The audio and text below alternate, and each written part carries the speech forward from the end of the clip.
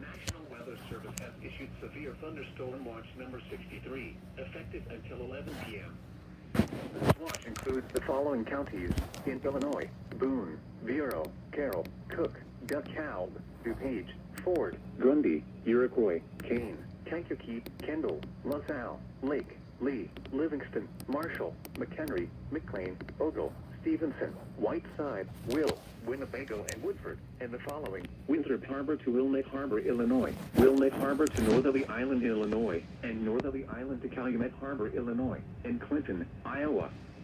Remember, a severe thunderstorm watch means the conditions are favorable for the development of severe weather, including large hail and movement winds in and close to the watched area.